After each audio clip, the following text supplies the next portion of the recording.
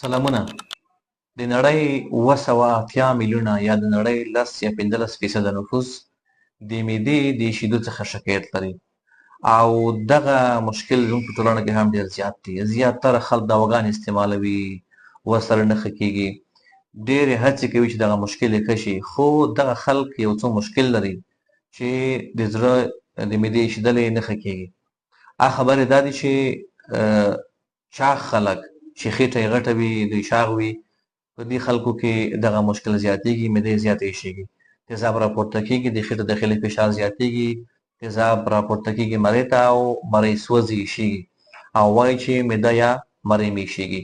یا اکثره خلک وایي چې زړه مې ایشېږي او په انګلیسي کې ورته هارټ برن وایي، د زړه ایشېدل. خو چون په زړه کې مشکل نه وي، معده ایشېږي، نو دغه مشکل په چا خلکو کې چې خپل وزن کنټرول نه کړي، خپل خوراک کنټرول نه کړي، رامنځته کېږي. دوهم، زیات خوراک هم د معدې تیزاب زیاتوي او کله چې معده د زیات خوراک له وجې وپړسېږي، تیزاب راپورته کېږي مرۍ ته، مرۍ سوځي او دا خلک د معدې د ایشېدو یا هارټ برن څخه شکایت کوي. دریم، هغه څوک چې د خوراک نه سمدستي وروسته څملي.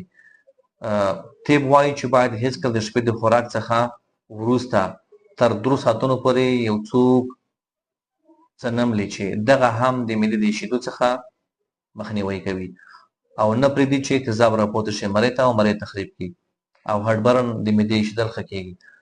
بل هغه څوک چې زیات هغه غذاګانې استعمالوي چې یا ترخې وي، چې سپایسي فوډ ورته وایي، یا زیات په غوړیو کې سره شوي وي چې هغې ته فرایډ فوډ وایي، او یا هم زیات رومي بانجان یا سره بانجان استعمالوي، نو دغه خلک هم معده تیزابي کېږي، تیزاب راپورته کېږي مرۍ ته او دغه خلک زړه ایشېږي یا مرۍ ایشېږي، مرۍ سوځي او معده یې سوځي.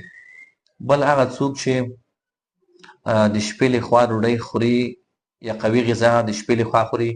موږ تاسو په ټولنه کې اکثره مېلمستیا د شپې له خوا کېږي.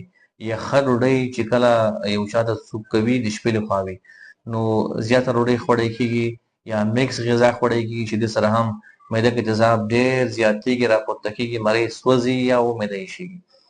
بل ځینې خلک زیات رواني فشار لري، سټرس لري، چې دې وجې هم معده زخم کېږي، هم تیزاب زیاتېږي په معده کې، مرۍ یا معده سوځي، معده ایشېږي. بل هغه څوک چې منظم تمرین نه کوي. موږ تاسو په ټولنه کې فزیکي تمرین څوک نه اجرا کوي، ډېر لږ خلک دي، هغه هم وایي چې موږ مصروف یو. دغسې خلک چې وایي چې موږ مصروف یو، په دفتر کې هم دوی کولی شي چې لږ ځای وي، دوی فزیکي حرکات اجرا کولی شي. د ډوډۍ نه وروسته یو څه دقیقې قدم وهل ډېر ضرور دي چې د دې مشکل مخه نیسي او هر څوک باید د سهار وخت د ورځې مهال په نهاري حد اقل 1 ساعت وګرځي. په دې ګرم موسم کې د سهار لخوا قدم وهل ډېره ګټه کوي.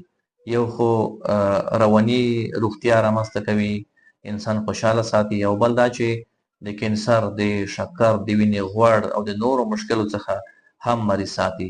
د لوړ فشار په درملنه کې هم فزیکي تمرین ډېره ګټه لري. نو د ټولو هغو بالغو اشخاصو چې دوی په بدن سالم وي، لاسونه پښې حرکت کولی شي، باید منظم فزیکي تمرین وکړي.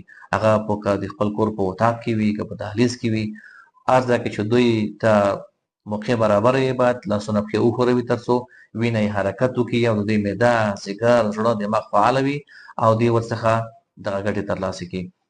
هر بالغ شخص حد اقل باید 1 ساعت تیز قدم ووهي. هغه که د سهار وختي وي لا ښه ده، ځکه اوس هوا ګرمه ده. بل مهم مشکل دا دی چې زیاتره خلک سګریټ څکي یا تمباکو استعمالوي، زیات استعمالوي. نو دغه مشکل هم په ټولنه کې ډېر زیات دی. البته په ټولو هېوادونو کې دغه مشکل زیات دی او سموکینګ یا سګریټ څکل چې په هر شکل وي، هغه د معدې د زخمونو د رامنځته کېدو باعث کېږي. د معدې د کینسر، د مرۍ د سرطان مهم علت همدغه سګریټ څکول دي چې خلک یې په مختلفو شکلونو څکي او استعمالوي.